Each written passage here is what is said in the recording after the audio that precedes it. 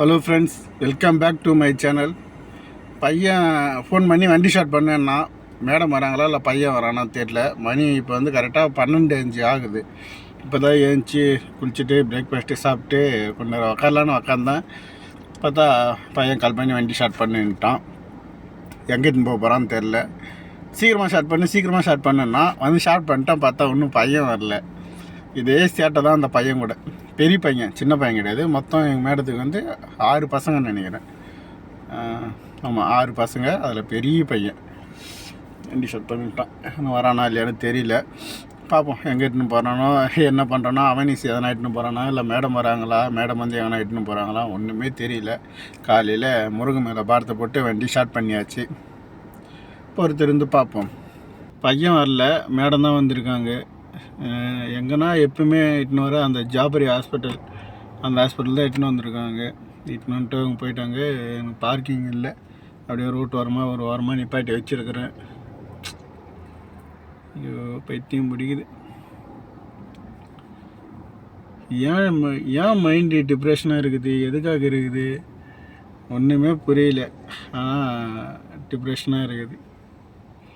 கண்ணுக்கு எதிராகவே நமக்கு புரியுது. சரி, நம்ம மைண்டு ஏதோ ஒன்று யோசிக்குது, ஏதோ ஒன்று தோணுது. நம்ம ஏன் அது யோசிக்காமல் இருக்க முடியாதான்னு நினைக்கிறோம். ஆனால் யோசிக்காமல் இருக்க முடியாதுன்னே அதை பற்றி யோசிச்சுன்னு தான் உக்காந்து இருக்கிறோம். என்ன பண்ணுறது? எத்தனை மணிக்கு வருவாங்கன்னு தெரில. அது வரைக்கும் கொஞ்சம் வெயிலே உக்காந்து இருக்க வேண்டியது தான்.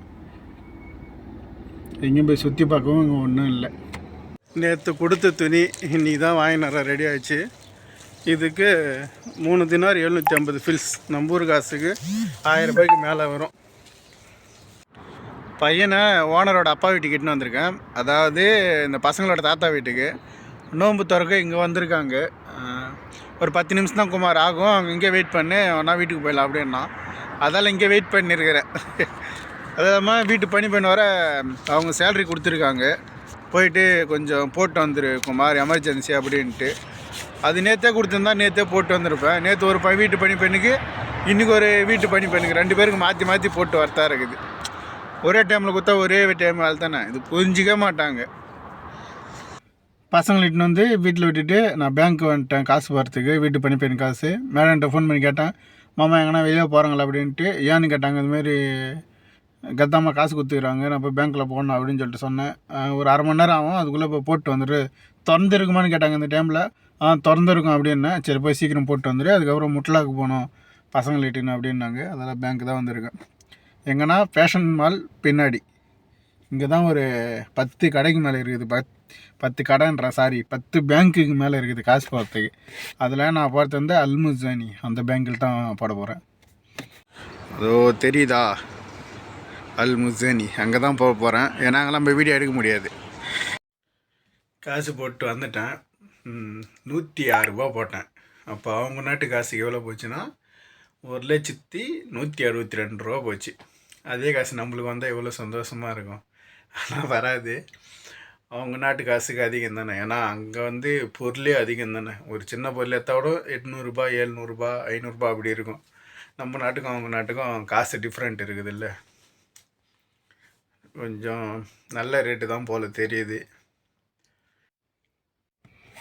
டைம் பார்த்தீங்களா, மணி 12:15. எத்தனை மணிக்கு இது மேலே போனேன்? ஒரு 8 மணி இருக்குன்னு நினைக்கிறேன். 8 மணியா 7:45 அந்த டைமுக்கு போனேன். அந்த டைமுக்கு போய் இப்போ தான் வரேன். வெயிட்டிங்கெல்லாம் ஒன்றும் கிடையாது, ஃபுல்லு ரவுண்ட்ஸு தான். அப்படியே மொத்த ஃபேமிலி இட்டுன்னு போனேன். மொத்த ஃபேமிலி இட்டுன்னு போய் பசங்களை ஒரு இடத்துல விட்டேன். அப்படியே அந்த 2 பசங்களை விட்டு இன்னொரு பசங்களை அப்படியே முட்லா இட்டுன்னு போனேன். அப்படியே முட்லாவில் பசங்களை விட்டு நேராக இங்கே வந்தேன். அப்புறம் அங்கே இருக்கிற பசங்களை இட்டுன்னு ஒரு பார்க் போனேன். பார்க்கு போயிட்டு திரும்பி மொத்த பசங்களை இட்டுன்னு வரேன். இப்படியே தான் சுற்றின்னு இருக்கேன். ஐயோ, பைத்தியம் பிடிக்குது. இன்னும் 2 நாள் இந்த ரம்ஜான் முடிஞ்சால் தான் கொஞ்சம் நிம்மதியாக இருக்கும். ஏன்னா இப்போ வரப்போகிற நாளாக இருக்கவே அப்படியே எல்லா வீட்டுக்கும் போயின்னு இருக்காங்க. ஒன்றும் முடியல. இதுக்கப்புறம் தான் சாப்பிட்ணும். என்ன சாப்பாடு எடுத்துன்னு வந்து வச்சுருக்காங்களோ அது வேறு பார்க்கணும். சாப்பாடு நல்லா இல்லைன்னா கொட்டிட்டு பட்னியாக தான் படுக்கணும். நாயை விட மோசமாக லை வைக்கிறாங்க இந்த வெளிநாட்டு வாழ்க்கையில். அது இப்போ தான் இதுமாரி பண்ணுறாங்க. முன்னாடிலாம் சூப்பராக இருந்துச்சு வேலை. எனக்கு என்னன்னு தெரியல, மண்டையில் கிண்டியில் எதனா அடிபட்டுச்சானு தெரியல. மொத்த ஃபேமிலிக்கும் நாய் மாரி அலைய வைக்கிறாங்க.